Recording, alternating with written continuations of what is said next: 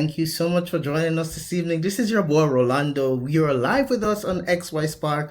To all of our viewers out there on Facebook and on YouTube, we're so glad that you've taken the time to be with us. For those who are listening to us on our regular podcast on the Podbeam or iTunes, we thank you guys. Just wanted to remind you that we have started season 2 and we have now decided to go live so you can see and meet all our guests. You can put a face to the name. And this evening, we have a very, very special guest who has decided to join us. And I'm very excited to have with us this evening Emily Lehmann. Emily, welcome. Hi, thank you so much for having me. I'm so excited to be here.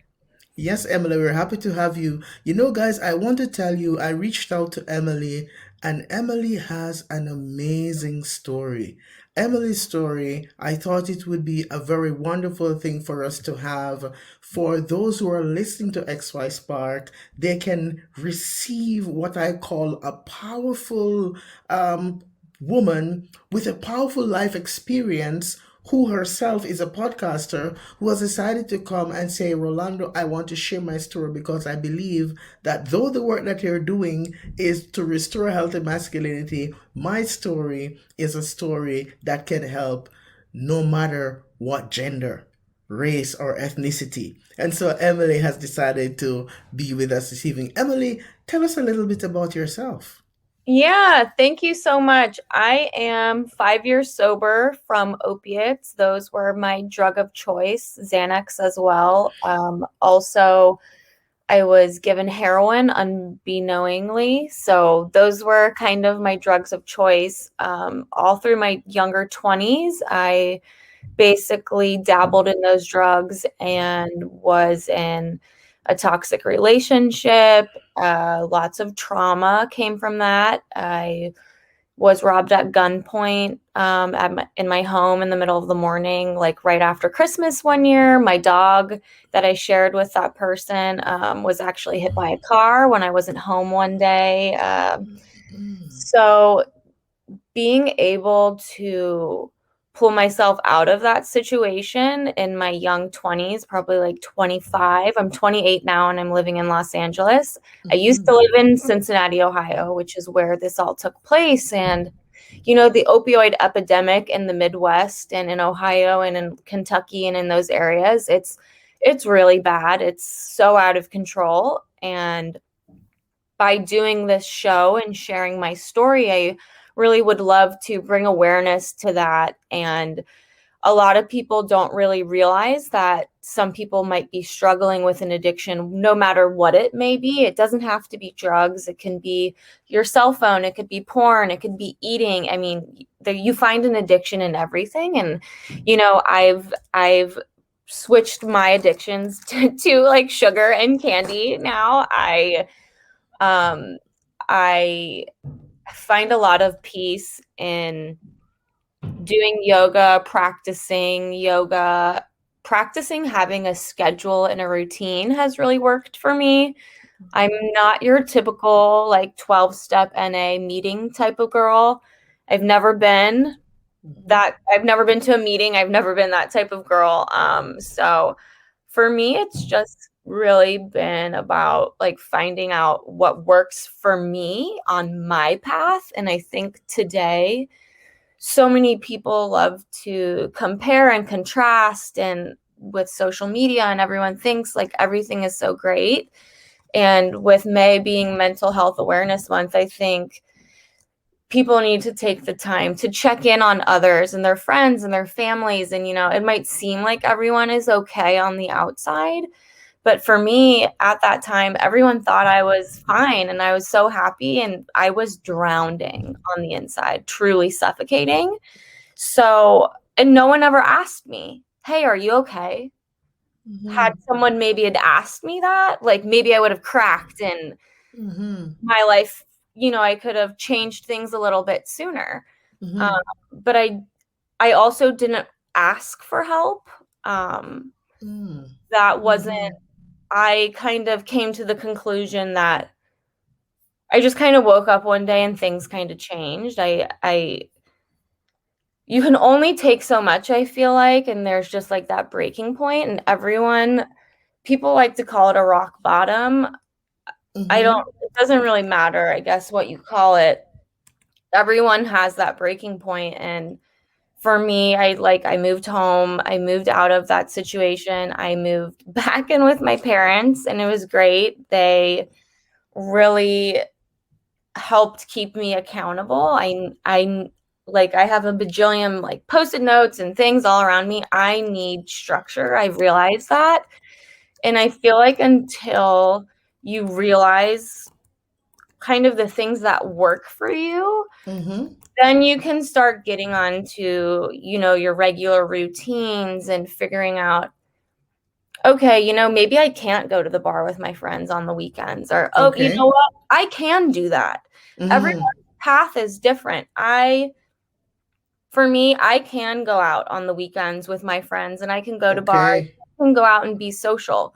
Mm-hmm. Alcoholism for me, that has never been an issue. I've never been a really heavy drinker. I've never sat back and thrown back like a bottle of vodka. That's just not me. Mm. I don't like the taste. I'm a very picky eater. Like, so if it doesn't taste good, like I don't want it. So that's just never Mm-hmm. really been a thing for me. So, I can go out and have a glass of wine on a weekend with my sister or my mom or for my birthday. Mm-hmm. That's not really a thing for me. But like I said, everyone's pathway in sobriety is so, so different. Mm-hmm. And that's really what I've been learning a lot this year. I honestly wasn't really even considering myself sober, I think, for a while, because, like I do drink sometimes, or I do consume cannabis sometimes. And a lot of people in the NA 12-step program, it's like one way or the highway. And it's like, no, no, no, you can't do these things and be sober.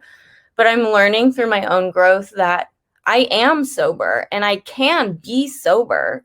I'm not abusing pills. I'm not drinking a glass of wine does not make me crave an opiate or anything like that. I've been very blessed and very lucky. I don't really have cravings like that. I've never really experienced them as bad as some other people have. Some people get horrible, horrible cravings, and some people just cannot do that. So yeah. Mm, wow, wow. Emily, as I'm listening to you, the piece that becomes interesting is recovery.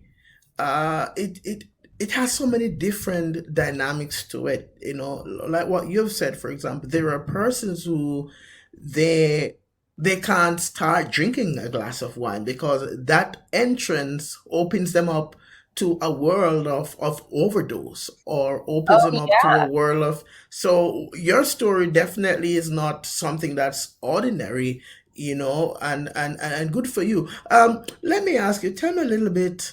How did you what happened in your life that brought you to the realization that something needs to change? How did you make that move? Because we're talking about overcoming the story of recovery and personal development. What happened?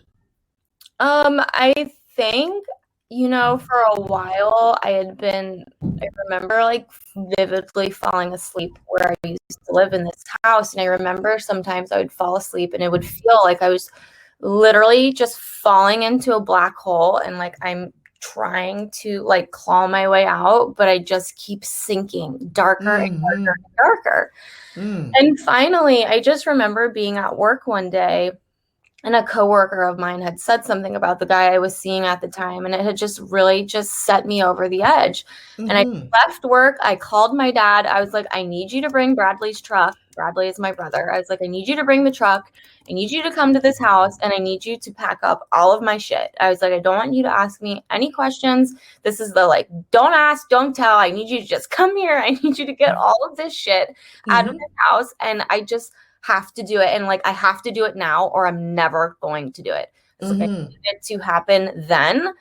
And if I did not make that phone call then, I mean, God only knows how much longer I would have stayed in that relationship and or put myself at risk by Mm-hmm. continuing to do drugs, mix tons of drugs, doing drugs I didn't even know I was being given.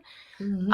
So, And living with an addict like that, it just really takes a toll on you. I had been trying to get sober like a few times, and it's really hard to stay sober and continue to stay sober. I think when you're living also with an addict and Mm-hmm. Mm-hmm. he's wanting, so okay, so he has a slip. Oh, okay, I'll just have some too. It's fine. It's just one night.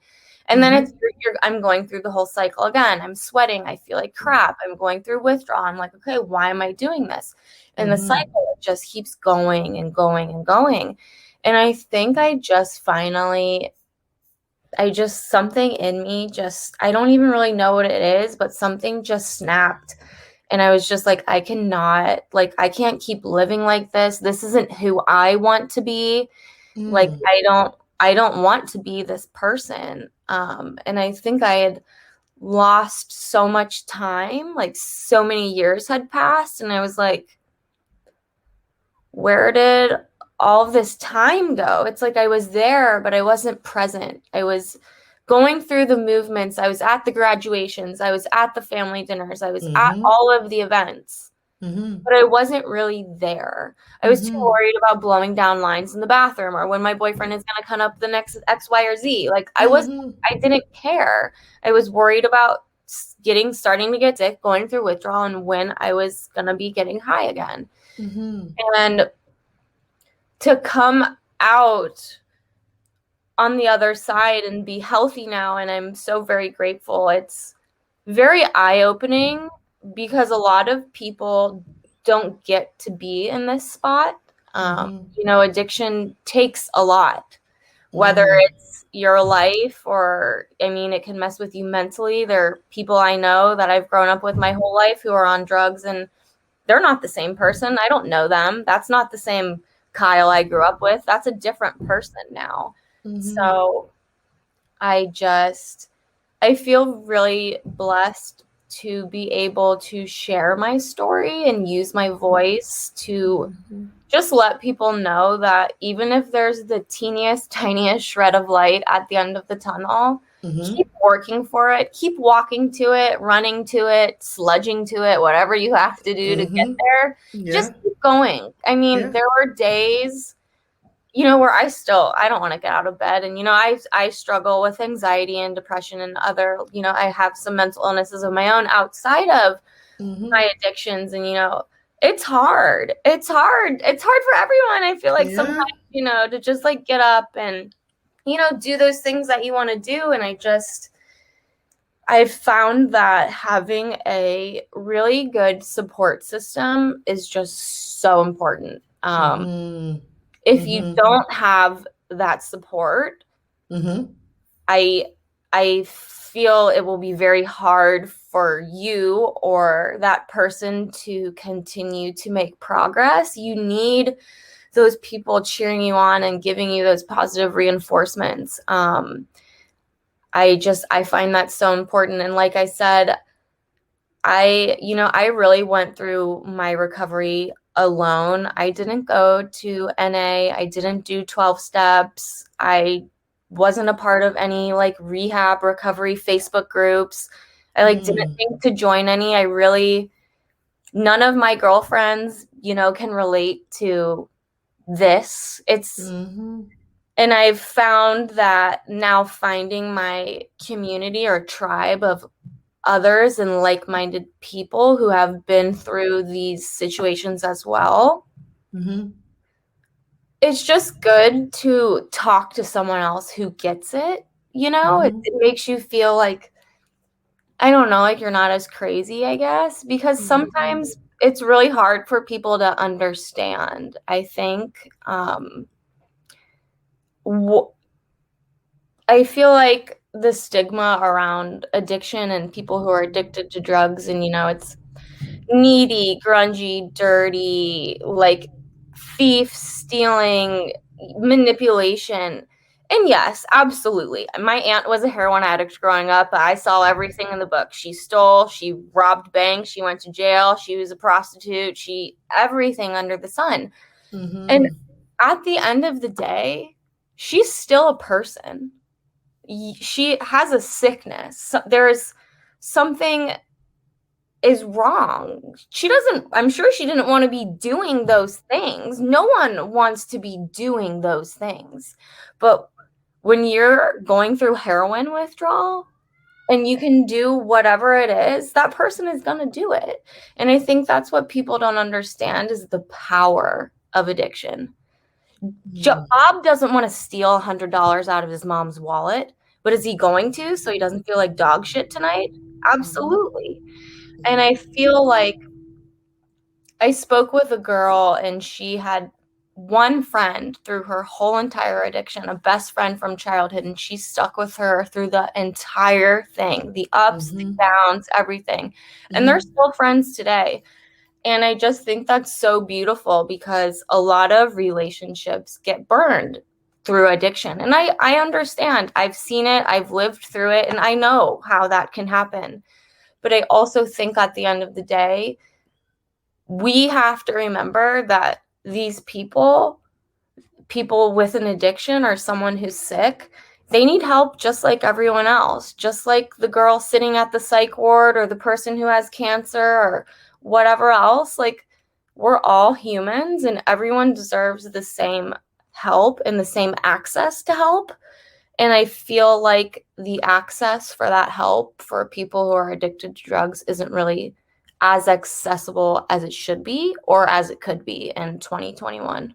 Wow, wow, what a story. Emily, man, I'm listening to you and I'm saying I really admire the guts that you have and how bold you're sharing your story. And I'm hoping that all those who are watching our live podcast this evening, or those who are hearing your story, who may be struggling with an addiction or have a family member who's struggling, they are hearing what you're saying, that hey, they are human beings too, and they need help, and that is so powerful. And I'm hoping that this will encourage more people to come forward and talk. You also mentioned about your own struggle with anxiety and depression. Let me ask you, and this has been a watchword. I try not to use it too much, but because it's our new reality, how have you been maintaining your recovery during these challenging times over the past 16 months or so? How has it been? What have you been doing for personal development and maintaining your Yeah, recovery? that's a great question. I love to journal. I when I was during my substance abuse, I journaled then, and I Mm-hmm. have stories and the memories and journaling. I feel like when I write something down, I mean it and I'm serious about it. Whereas if I just say something kind of in my head, I won't take it as seriously. But if I write it on paper, like I know that those feelings are real and they're valid because I'm writing them down and I know that I mean them. So Mm-hmm. I do a lot of journaling because I like to be able to like see my progress and like track my moods or like, kind of just like what's going on in my life. Mm-hmm. Clean eating is so, so important. I am not the best at it, but I do make a conscious effort to try to eat cleaner. What you put into your body, you feel good. And I don't do caffeine. I am like a strictly a water drinker. I'm a huge water advocate. I believe like drinking water just makes me feel so good, as weird as that sounds. I love water. I don't know, like water is my thing. And Mm-hmm. hot yoga has been really through obviously I haven't been able to go to hot yoga over the pandemic, Mm-hmm. but during my recovery when I first started getting sober, there was a hot yoga studio Mm-hmm. 5 minutes away from my parents' house. And it was also really close to where I lived when I was abusing drugs. It was all right in the same little Mm-hmm. community. Mm-hmm. And I would go to this yoga studio, even if I was going through withdrawal, even if I felt horrible, I would make myself go to this yoga class even if I just laid in the bath and I didn't move any of my limbs and I just laid there and I sweat out all of the toxins. I usually Mm-hmm. participated. It was like maybe one or two times where I didn't, when my body was literally just like, okay, you have to stop. Like, what are you doing? This is not. Mm-hmm. Right. But Mm-hmm. something about going and laying in that hot yoga room and just like getting in tune with your body and the breathing and the I like to manifest when I'm at yoga, like at the end, and I remember laying in that yoga studio being like, I'm going to live in Los Angeles. And I'm here I am living in Los Angeles. Yeah. And it's just the universe is crazy if you will just open your heart and listen to her. A lot of people think I'm crazy, but I've been saying this for a long time. If you just really you just have to believe and put your faith into the universe and know that she will have your back. I know this sounds crazy. I know. But like I moved to Los Angeles, I didn't have a job. I didn't know what the hell I was doing, but I've been here for 2 years and I love it and I feel like I'm doing a good job. I'm not living under a tent on the side of the freeway. So, it's just you have to make the best of what you have and you have to know what works for you. If you fucking hate yoga and you know that you don't want to do it, then don't go to yoga. Go to a horseback riding class, go painting, go to do ceramics. You have to find something, like I said, back to the candy. You have to find something to replace that addiction with something else. We all do it, whether it's replacing going for a run with a swim, or it's like you give up nicotine, you pick up something else, whether it's gum or it's lollipops or Tic Tacs. You're substituting that for something else, and that's what we do. And as long as it's a healthier habit, then I believe that's okay. Okay, okay, wow. Can you tell us a little bit, because you do some podcasting, what are some of the nuggets that you promote on your podcast to help your listeners to grow? What's the foundation of your podcast? Yeah, so my podcast is called In Layman's Terms, and it's just getting started. So ideally, the overall goal is to just annihilate the stigma that surrounds addiction and mental health. I want to soften that. I think the dialogue around these conversations really needs to be blown wide open. There's so much to discuss, and I feel like we're making really great headway. I mean, 6 or 7 years ago, you probably wouldn't really hear the word anxiety. Oh, I have social anxiety as common as you do in discussions today. When Mm-hmm. I was growing up, when I was, in middle school or elementary school, I would have loved to know what anxiety was because I fucking had it. And I didn't know what was wrong with me. I would be at school and I'm feeling anxious. Like, I did not like when people would sit behind me. So dumb. But like, obviously, you're in a classroom, like, people are going to sit behind you. I like got a whole IEP, like independent learning plan, and did all of these things. And it's like, so I could sit in the back of the classroom. I had extra like test taking time. Like, had I known like what anxiety was, it would have made, I think, such a difference. And now Mm-hmm. I look back on it and I'm like, of course, like I'm having, and like, why am I so anxious? And it's like, no one ever explained that to me. So it's Mm-hmm. like, I think if you or we can open up the dialogue around all of these things, it will make people more comfortable to discuss them and come to your family or a sibling or whoever and say, hey, like, I think something might be a little off, or hey, I'm struggling with this. Can you, like, what can I do to fix this? Or so basically, I just am wanting to add, I call it like a sobriety tool belt. I want to add those and help people find those tools for their own tool belt, basically, and help them just kind of figure out where they need to be and just know that there's always help available. Because I feel like I didn't know that. I wasn't aware of all of these resources, and I would love to help someone know that there are these resources. So that's kind of my mission. Wow, thank you. Emily, as you say that, there's a big there's a big thing around mental health. For some persons, it's really a myth, and there's a lot of shame that goes with it too. And also, I think, based on what you're saying, there's also a lot of ignorance sometimes in the community, because, and that's why I think sometimes people are not really, motivated to say, let me go talk to somebody. And sometimes even within their own family circles and friendship circles, my program, I try to empower and educate men. There are a lot of men who are still not recognizing how valuable it is to just go and talk to somebody. They prefer to talk in other ways, but they're not going to talk to somebody because, I mean, they're supposed to be like, tough and handle stuff, macho sort of a thing. So I really like that idea that you mentioned there about, being finding a safe space and going and talking to somebody. You're an advocate for mental health and, getting rid of the stigma, and you also talk about spirituality and personal development. Tell us a little bit about your journey in that regard.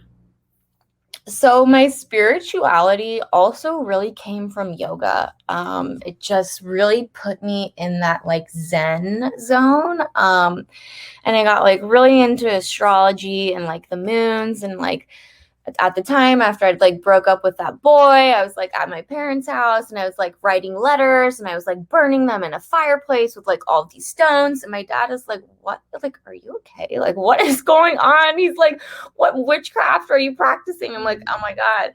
But it's just, I really, during that time is when I used to be such a negative person. I used to always see the glass as half empty and not half full.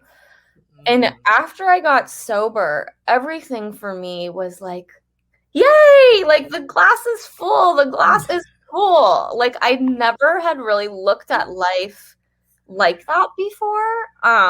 Like it was like everything was just really like dimmed. And so I just started really focusing on like myself and listening to my body and the Mm-hmm. universe and just trusting. And I prayed. I grew up, I went to a Catholic private school for some of Mm-hmm. my grade school. I got kicked out of school when I was 14 for snorting Vicodin, and I had to move schools. So I then moved from a public school to a Catholic school. But Mm. regardless of like what your religion may be, or like who you see your God as, or whatever that might be for you, I found that to be my best outlet, I think. And so, like, praying, being so spiritual, journaling, manifesting what I want, writing down those affirmations in my journal, and Mm-hmm. asking the universe for that. Mm-hmm. It Mm-hmm. sounds crazy. I know it does. But it works. I mean, I have had so many things where I will speak into existence and then they happen, and it's just like, okay, wow, like you just have to be open. You have to just, I don't know, so much. The way I saw things just really changed for me after I got sober. And I remember just like being so excited, like telling my parents and my mom, I'm like, no, you like have to manifest this. Like you have to. And my dad's like, are you like on crack? Like, what is wrong with you? Like this isn't how life works. I'm like, this is why it's not gonna work for you, because you're not being you're not accepting, you're not opening. Like, so I mean, that's just really, because I feel like when you're so low, there's really nowhere else to turn to besides like an upper. For me, I just always turn to like an upper power. I guess I don't know. I kind of just put my faith in that and I hope for the best. And it's been working for me so far. So I'm gonna keep doing it. Okay, wow, wow. Thank you, Emily. Emily, we really appreciate you and thank you. I mean, you brought your story unedited, folks. I want to tell you that Emily and I, we never sat and planned and scripted. Emily, she came on, and I really appreciated you sharing your story, Emily, because there's so much nuggets of truth in there, and just how transparent you are and how bold you are, and just fascinating to hear that. And I just really want to tell you thank you for becoming a part of our discussion here in XY Spark, and be known that you're always welcome to come again and share with us. And I'm hoping that our listeners out there who are watching our live broadcast on Facebook and YouTube, or those who are listening on the Podbean app, we will be uploading this recording for you later on Podbean, so you can listen it later too. And so we thank you so much, Emily, for being here this evening. You really brought some life and light and a positive energy to our discussion, and we want to know we appreciate you. What should we expect from Emily moving forward as we wrap up? Any projects ongoing? Thank you so much for having me. This has been so fun. I'm happy to come back anytime. Yeah, just full steam ahead with my podcast. I am about to, depending on when this episode drops, I will hopefully be launched by then. I have some episodes in the queue, so I'm just like getting all my T's and I's and T's dotted. Yeah. And yeah, hopefully just networking with a lot of people. And if anyone has a story about addiction or overcoming trauma, let me know. I'd love to talk to you and grow my Perfect. network, and just know that there's always help. Perfect. Thank you so much, Emily. We appreciate and thank you for being here. And we look forward to connecting with you again. And guys, those who joined us live here tonight on YouTube and Facebook, we thank you. And please know that you're more than welcome to comment. And, later on, we'll upload it for you. In the meantime, you guys keep safe. And we do hope that you'll have a great night. And we will talk to you again on our next live podcast, which is going to be on Saturday evening. We have another wonderful presentation for you. Please join us. Emily, keep safe, walk good, and have a great night.